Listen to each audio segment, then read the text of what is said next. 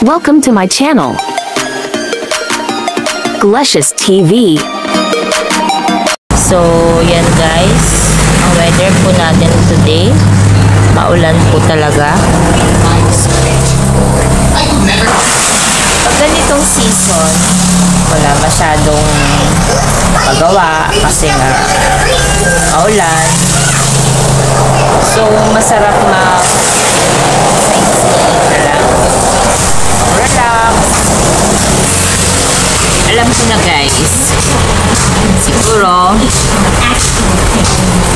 share ko na lang sa inyo ang mga ornaments ko today sa terrace. Pipili ko na lang yung ilang views dun sa garden para naman may magawa tayo, makapag-vlog na lang. Hello guys, have a nice day during rainy season. Okay guys, pakita ko na lang po yung mga ornaments ko sa inyo today. Yung berries, yung peacefulness dito sa garden.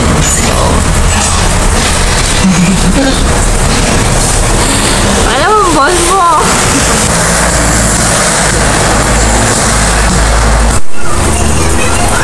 So, ito, as usual, mini-maintain natin yung cleanliness dito.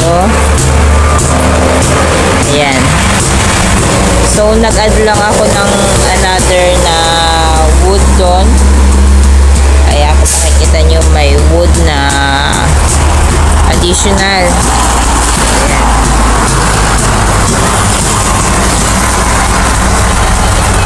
Ayan. Para organic yung ano niya, style. Ayan. Naglagay ako ng corner. Tinanggal ko yung nandito. Kasi ano siya eh. Medyo ang hirap kapag may mga nakasangga dun.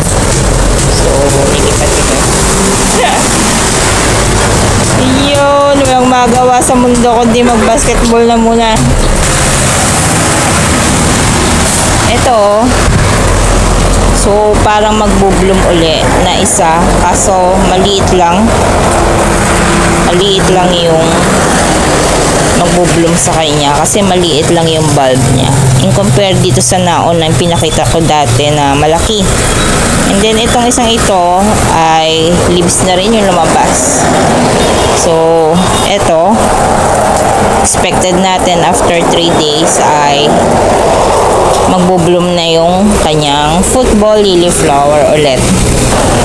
Ito is air purifier, kaya maganda.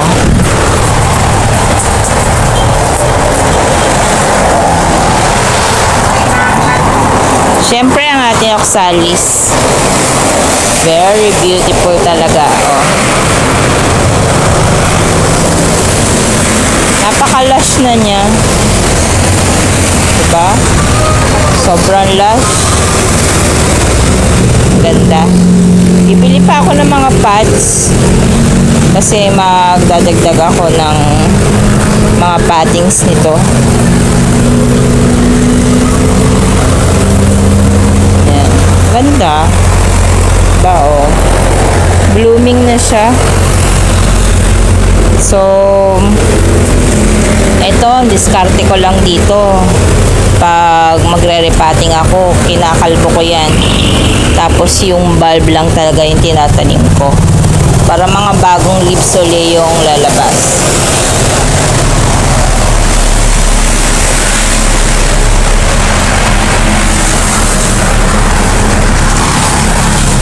Ito. Ayan. So, etong, ano to? Itong flower na to. Maganda naman siya, pero gagawin ko dito, tatanggalin ko ito dito. Kasi gusto ko medyo cleared yung area to. Tapos, lalagay ko na lang siya sa bagong pot. Kasi parang hindi siya bagay dito eh. Minsan kasi nasukal to. Kaya tatanggalin ko. Later on, pag tumila na uli ang ulan. Ayun yung mga cuttings kanina na inaayos ko. Kaso inabot ako ng ulan, kaya nag-stop over ako. Ayan. So, ayan, kaya hindi siya organized kasi iniwan ko dun, inabot ako ng ulan. Ayan, nakasalansan siya ng ganun. Medyo hindi na organized. Ayan. So, pag talagang naulan, putol-putol ang trabaho natin eh. Yung yellow bell ko, ayan, medyo gumanda na yung aura uli niya. Kasi tumutubo na uli yung mga panibagong sprout dahon. Ayun. So, yun yung inayos ko, diba? Dahil sobrang lago na. Ngayon, naganda uli yung kanyang formation. And then later on, mag-sprout yan. Lalabas na uli ang maraming bulaklak. Ito, hitikan ko na rin, pa-ire-repat ko to. Kasi siya dumadami na siya sa pasong ito. So, kailangan niya ng split. Later on, kung nakabili na uli ako ng mga paso, split ko siya. Tsaka, Calathea. Okay naman. Kaso nga lang, parang ready to split na rin siya. Happy gardening kahit hindi tayo makapag-garden today. Okay, this way, follow me, hurry up! Kasi, nagkaroon na. This will be a room! Kasi, where's that?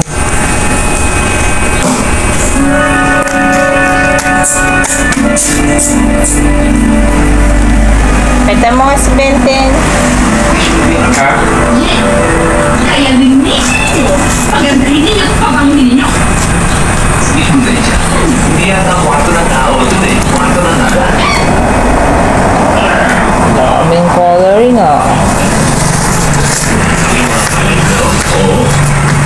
Noon! Nasasal sila ng kape, sila sugar. Pwede na Oo. No worries, naamoy ko lang ang kape. Maulang nga ang gabukat, maulang. hanggang Sabado. Linggo. Dahil ganti, paano tayo mabili? Gamit. Hindi niya tulad pa. Kakakanto yan. Meron gusto matindahan dyan. Lang gusto ako. Diba ako? Maging lang. Sa linggo na.